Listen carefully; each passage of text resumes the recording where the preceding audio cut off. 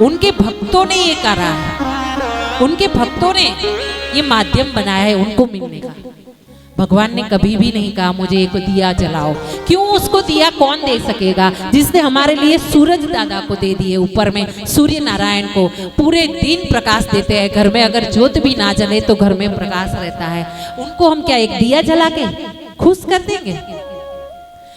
हाँ, जिसने हमारे जन्म से पहले माँ के थान में दूध रख दिया, खाने की व्यवस्था उसको चिंता थी कि जब जाएगा जन्म लेगा इतना सा रहेगा, खाएगा क्या? मुंह में दांत तो नहीं रहेंगे बूढ़े के जैसे, फिर खाएगा क्या?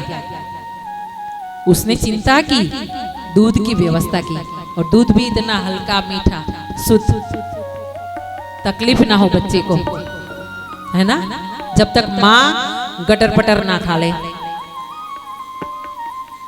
अब बोलिए, और हम क्या करते हैं? जब माँ के गर्भ में बच्चा 9 महीना रहता है ना, जब तीसरे चौथे 5वें महीने में उसको प्राण आते हैं बच्चे को गर्भ में, तब बच्चे से भगवान की बात होती है, भगवान उनसे बात करता है। बच्चा बोलता है भगवान ये गंदगी से निकालो, अब गंदगी नहीं सही होती, आप निकालो, हम आपके चरण पड़ रहे हैं, प्रणाम कर रहे हैं। हम बोलेंगे जाकर के धरती पर कि हाँ ऊपर कोई एक है जो दुनिया चला रहा है, हम सबको चला रहा है, बना रहा है, मिटा रहा है, पोषण कर रहा है, पालन कर रहा है, सबका बिगड़ी वही बनाता है। वो हम जाकर के धरती पर सबको बताएंगे, आपका प्रचार करेंगे, आपके नाम स्मरण करेंगे, सबको बताएंगे कि भगवान के सिवा किसी भी में मन लगाया, सुनिएगा गौर से, भगवान के सिवा अगर कहीं भी मन लगाया ना,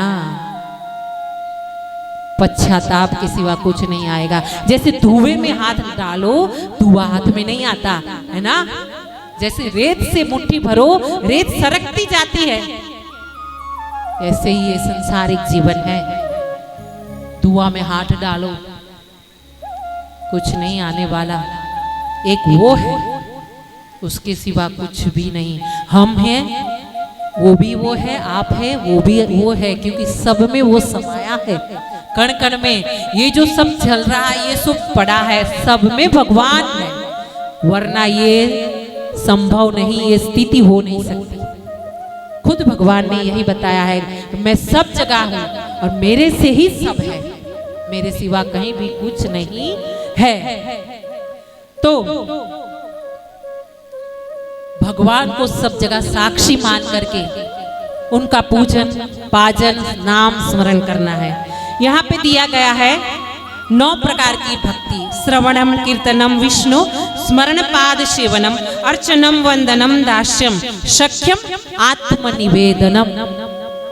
ये 9 प्रकार की 9धा भक्ति जो सबरी बाई ने की थी भगवान की। हाँ, पूरा जीवन निकल गया। हमारे रमेश भाई जी जब सुंदरकांड में बोलते थे ना, तो बताते थे पूरा जीवन निकल गया सबरी का। बच्ची थी एकदम नीची जात की, और उसको गुरुजी ने बताया, क्या बताया? कि तुझे एक दिन राम जी मिलेंगे, आकर के मिलेंगे, तुझे कहीं जाने की जरूरत नहीं है, बस तू अपना कर्म कर, उनको याद कर। और सबरी का पूरा जीवन निकल गया। बूढ़ी हो गई माँ, सबरी माँ बूढ़ी हो गई, और उस समय फिर भगवान जी आए और उनके जूठे पैर खाए। आज ही जाकर के अपना जूठा अपने पति देव को खिलाना, खिला करके देखिए, खाएंगे क्या? हाँ, खाते हैं क्या? और कौन कौन अपने पति देव का जूठा खाते हैं? हम ये नहीं बोलते कि जूठा खाइए, इतना भी नहीं ये बताते हैं रास्ता, लेकिन भाव है। जूठा खाना मतलब भाव। उसको जैसे हमने ऐसे नाक पकड़ ली और हमने घूम करके भी नाक पकड़ ली, वो दोनों में अंतर है ना। तो हम ये नहीं बोलते कि जूठा खाओ, लेकिन जूठा खा रहे हो उससे क्या पता चलता है? आपका भाव, उनके प्रति आपका भाव क्या है, प्रेम क्या है।